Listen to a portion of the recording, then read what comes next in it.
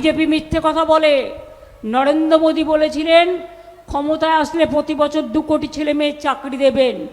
2 কোটি তো ভুলের কথা, একটা লোকও চাকরি পায়নি, চাকরি সংকুচিত করে দিয়েছে।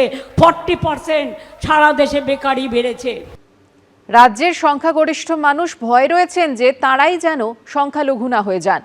কৃত্রিম জনবিন্যাস পরিবর্তনের প্রসঙ্গ তুলে একথা বললেন অমিত শাহ। পাশাপাশি এদিন অনুপ্রবেশের সঙ্গে বেকারত্বকেও কৌশলে জুড়ে দিয়েছেন কেন্দ্রীয় স্বরাষ্ট্রমন্ত্রী। পাল্টা মমতা বন্দ্যোপাধ্যায় বলছেন বিজেপি মিথ্যে কথা বলে। তাঁর দাবি মোদির আমলে দেশে 40% বেকারত্ব বেড়েছে। बंगाल का बहुमत समाज demographic change, artificial demographic change के कारण भय में जी रहा है कि हमारे ही देश में कहीं हम माइनॉरिटी तो नहीं बन जाएंगे। সবচেয়ে বড় ডাকাত, সবচেয়ে বড় দাঙ্গাকারী, সবচেয়ে বড় স্বৈরাচারী, সবচেয়ে বেশি দুরাচারী, সবচেয়ে বেশি অত্যাচারী।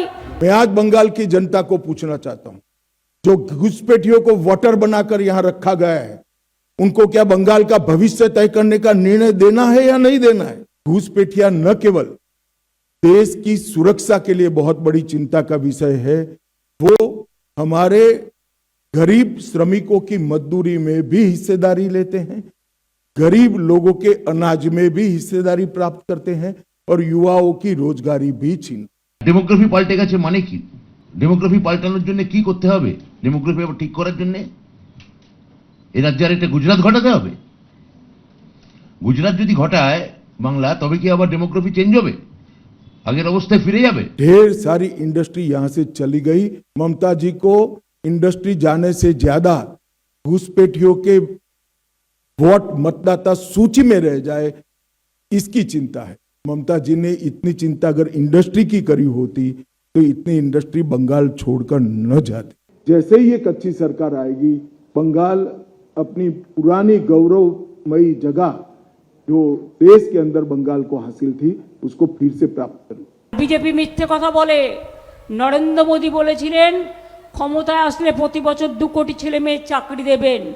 2 কোটি তো ভুলের কথা, একটা লোকও চাকরি পায়নি, চাকরি সংকুচিত করে দিয়েছে। 40% সারা দেশে বেকারি বেড়েছে।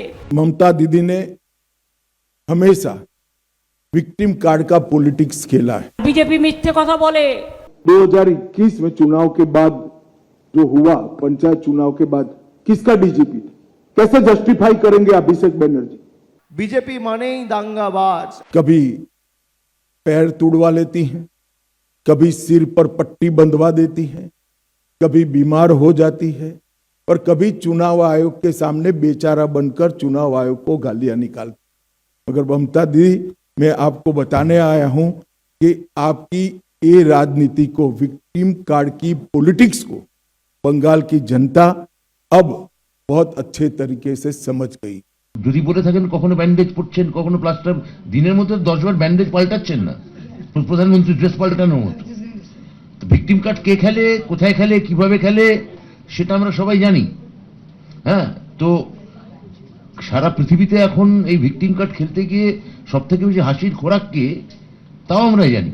একটা কথাই বলতে পারি, তুমি সর্প হয়ে দংশন করো, ওঝা হয়ে ঝাড়ো। এবিপি আনন্দ, এগিয়ে থাকে, এগিয়ে রাখে।